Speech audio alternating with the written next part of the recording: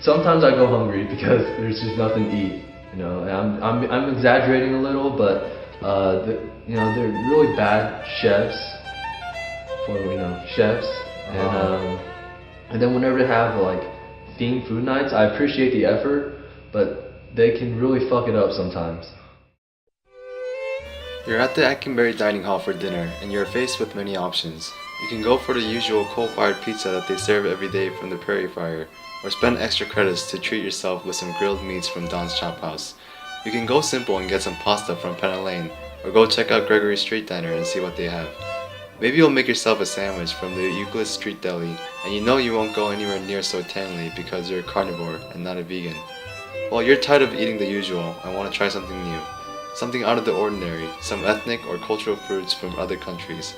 You step over to Hortensia's to see what they have. Cool, Korean food.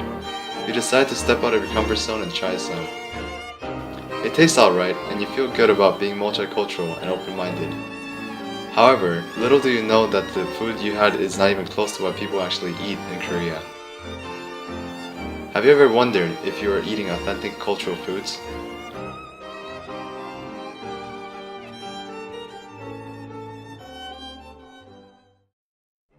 My definition of authenticity on food pretty much revolves around the things that are served on the table back at home or my hometown.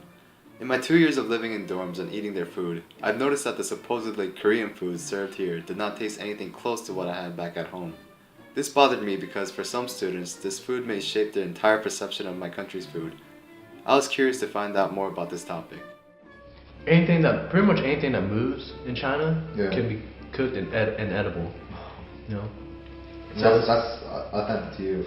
And that is authentic until they serve stuff like that here, and it's a common thing. Then I'll be like, okay, yeah, I like Chinese food too. I agree with you. My interviewee Da Teng, who grew up in a family that owns a Chinese restaurant, had a very strong opinion about the authenticity of Chinese food in the dining halls and on campus. I wanted to dig deeper and see what the higher-ups from the dining hall services had to say about this topic. We intend for them to be authentic. We source a lot of our food, our ethnic foods, from overseas. We get noodles and rice wrappers from several parts of Asia. We get tamarind outside of the U.S. There's a really long list actually of a lot of the ethnic foods that we get that we source. So Harvest Dinner on November 19th, that meal was intended to be very authentic. We actually collaborated with the Native American House, and they gave us a lot of input on what are traditional Native American dinners and foods, and what we created the recipes and had them involved in the recipe taste testing to make sure that we were on par. I think they're a bunch of bullshit liars. Just their orange chicken, for instance, I literally can watch them cook it, and all they do is take the frozen chicken nuggets out of the bag, deep fry it, and then throw it in some sauce that's been pre-made and shipped to them. So they cannot say that everything is authentic, because I know that's just one example. There are many. All of our chefs at the dining halls are culinary trained. They've all gone through culinary school, so they do have backgrounds that are a variety of different ethnic food training. Let me tell you something about those Eikenberry dining hall chefs, alright? Yeah. Not one of them has been outside of Illinois. I can almost guarantee it. Not Illinois. It hasn't been outside of the Midwest. I can guarantee you, not one of them has traveled to China, to where my parents grew up, and tried some of the food there.